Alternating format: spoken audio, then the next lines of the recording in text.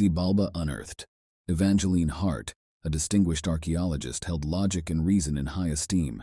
Superstitions and folklore were mere hindrances in her relentless pursuit of historical truths. Her current objective, the long-lost city of Xibalba, a cursed Mayan metropolis rumored to contain untold wisdom. Evangeline scoffed at such notions. Curses were for simpletons. Real danger resided in treacherous jungles and ancient booby traps, not wrathful spirits. Her team, an assortment of hardened veterans and zealous newcomers, echoed her cynicism.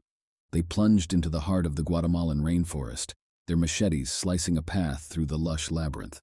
Weeks passed, trekking through the dense vegetation, consumed by an unrelenting silence broken only by the chorus of unseen insects and their heavy breaths. Finally they stumbled upon it, Xibalba. It wasn't the majestic city depicted in time-worn murals, but a collection of decaying stone structures choked by vines and shrouded in a stillness. Evangeline's heart pounded with excitement. She was on the brink of a monumental discovery. Ignoring warnings from local guides about a place too old to be safe, Evangeline spearheaded the excavation effort. They discovered intricately carved tablets, bearing cryptic symbols promising boundless knowledge. One sweltering afternoon they reached the city's heart, an imposing obsidian pyramid covered with glyphs that seemed to dance under the sunlight. The inscription above its entrance sent chills down her spine. The gateway to Xibalba. Seekers of immortal knowledge enter here. The team members were filled with fear, but Evangeline remained calm and focused. She was on the brink of finally answering all the questions that had haunted her throughout her entire career. A biting gust of wind swept across her face as she reached for the ancient locking mechanism.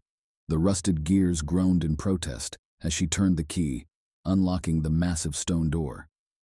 With a loud creak, the door swung open, revealing a narrow passage shrouded in darkness. The air was thick and musty with a hint of decay. A wave of nausea rose in her throat, but Evangeline refused to give in. She had come this far and was determined to uncover the secrets hidden within the depths of the ancient structure. Steeling herself, she stepped into the void before her. The group descended into the abyss, their torchlight flickering in the increasingly dense air. The walls were adorned with grotesque murals depicting horrifying rituals and sacrifices. A constant sense of being watched gnawed at Evangeline, but she pressed on. They entered a grand chamber with an obsidian map of the cosmos glittering from the ceiling. In the room's center sat a skull on a pedestal, its eye sockets glowing. An inscription at its base said, "Drink from the chalice and become one with the universe." Adjacent to the skull was a chalice made of pure gold, its contents emitting an otherworldly glow. Evangeline couldn't resist the temptation to possess this ancient knowledge, even as her team gasped in horror. A thunderous voice echoed around them, resonating deep within Evangeline's bones. "Are you worthy, mortal?" Driven by her pride, Evangeline responded defiantly, "Knowledge is power. I am worthy." The voice chuckled, "Knowledge is a burden. Drink and become one with Xibalba." Evangeline hesitated momentarily, but then drank from the chalice. The elixir burned her throat like wildfire while a flood of visions overwhelmed her mind. She witnessed civilizations rise and fall, stars being born and dying in a never-ending cycle.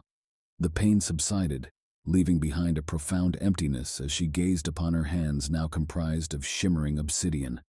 The knowledge she sought had come at a terrible price. The voice boomed again, "Welcome, Evangeline Hart, to eternity. Become part of Xibalba."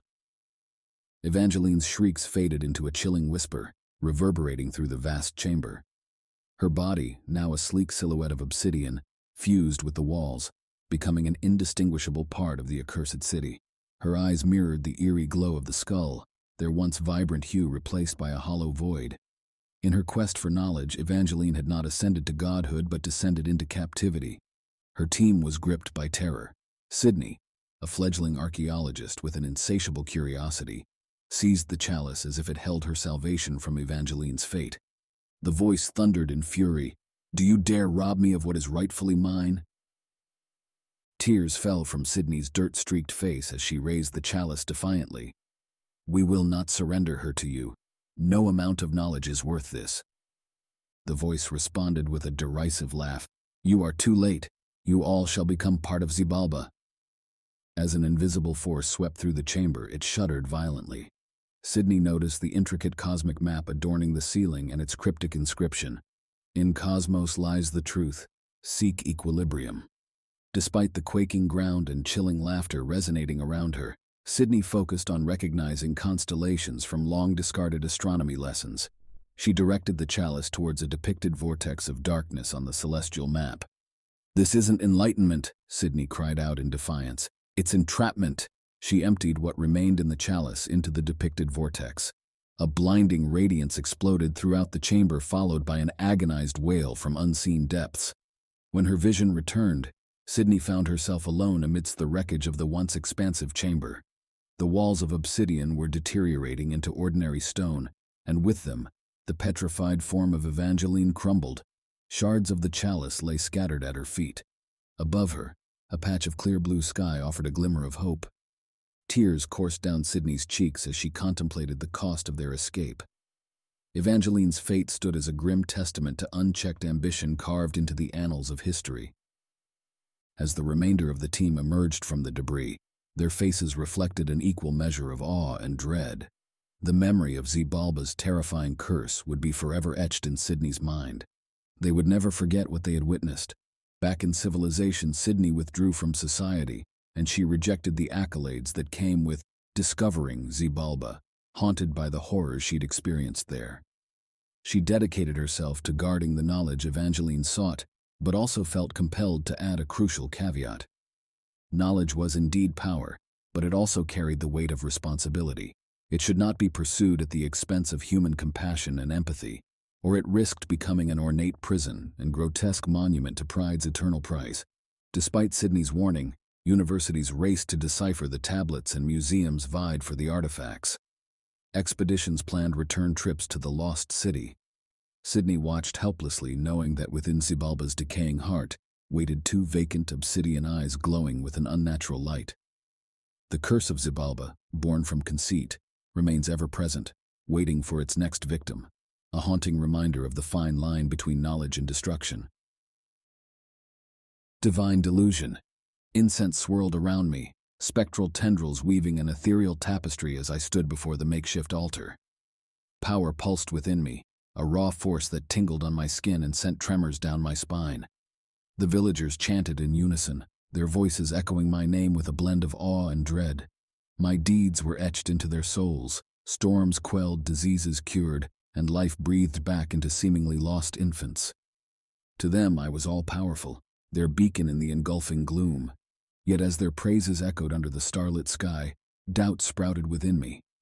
My so-called miracles were not divine acts but clever tricks born from stolen knowledge, science masquerading as magic. This disconcerting truth gnawed at my guilt-ridden conscience.